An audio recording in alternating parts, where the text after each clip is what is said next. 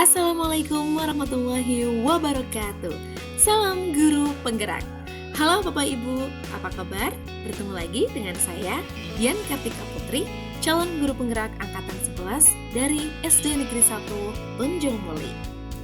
Nah, kali ini saya akan memaparkan mengenai koneksi antar materi pada modul 2.1 mengenai pembelajaran berdiferensiasi. Sebelumnya, mari kita mengenal terlebih dahulu mengenai pembelajaran berdiferensiasi. Pembelajaran berdiferensiasi adalah pembelajaran untuk mendukung semua murid di kelas kita. Usaha guru dalam menyesuaikan proses pembelajaran di kelas untuk memenuhi kebutuhan belajar individu. Setiap anak adalah sebuah individu yang unik. Mereka punya kelebihan bahan dan kekurangannya masing-masing. Begitu pula dengan minat, gaya belajar, kebiasaan, pola pikir, kemampuan literasi, dan lain-lain pasti berbeda.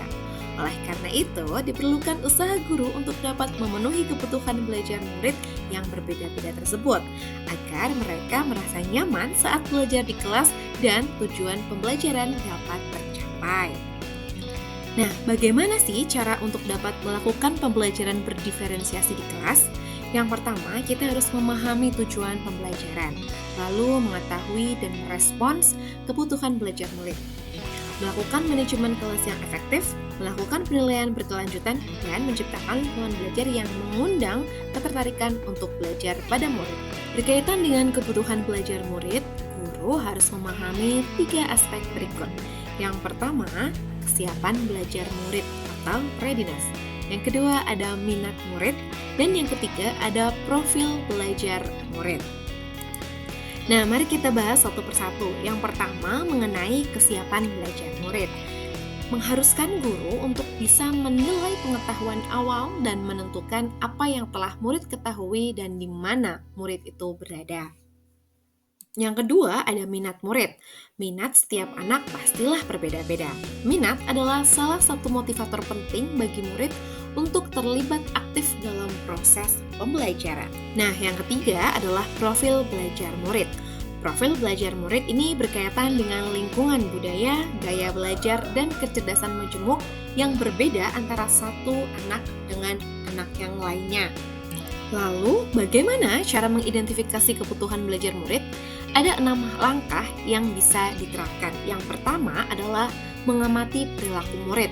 Yang kedua, mengidentifikasi pengetahuan awal. Yang ketiga, merevisi dan melakukan refleksi terhadap praktik pengajaran.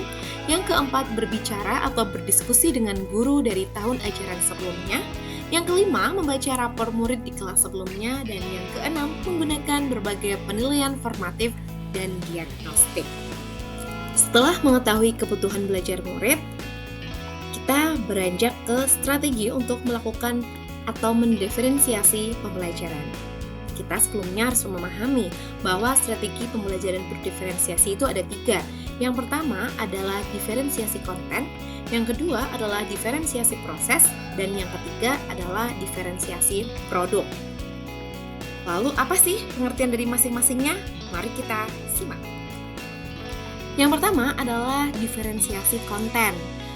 Diferensiasi konten ini berkaitan dengan apa yang kita ajarkan seperti materi, konsep, atau keterampilan yang perlu dipelajari berdasarkan kurikulum.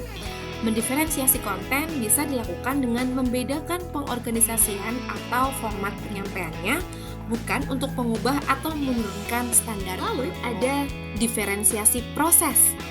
Diferensiasi proses ini merupakan kegiatan yang memungkinkan murid untuk berlatih dan memahami atau memaknai konten dengan cara membedakan proses yang harus dijalani oleh murid tersebut. Dan strategi yang ketiga yaitu diferensiasi produk.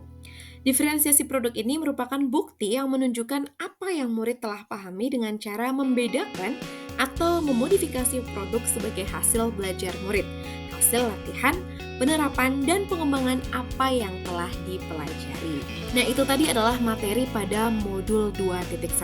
Lalu, adakah keterkaitan antara modul pembelajaran berdiferensiasi di 2.1 ini dengan modul-modul yang lain?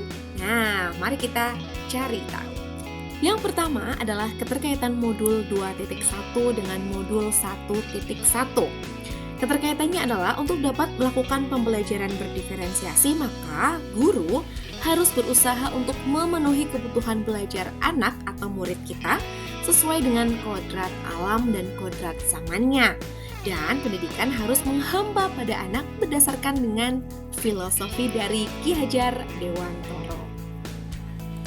Sedangkan keterkaitan antara modul 2.1 dengan modul 1.2 adalah dalam melakukan pembelajaran berdiferensiasi, seorang guru hendaknya harus berpihak pada murid, harus bisa reflektif, mandiri, kolaboratif, dan inovatif untuk menciptakan pembelajaran-pembelajaran yang berdiferensiasi agar dapat memenuhi kebutuhan murid.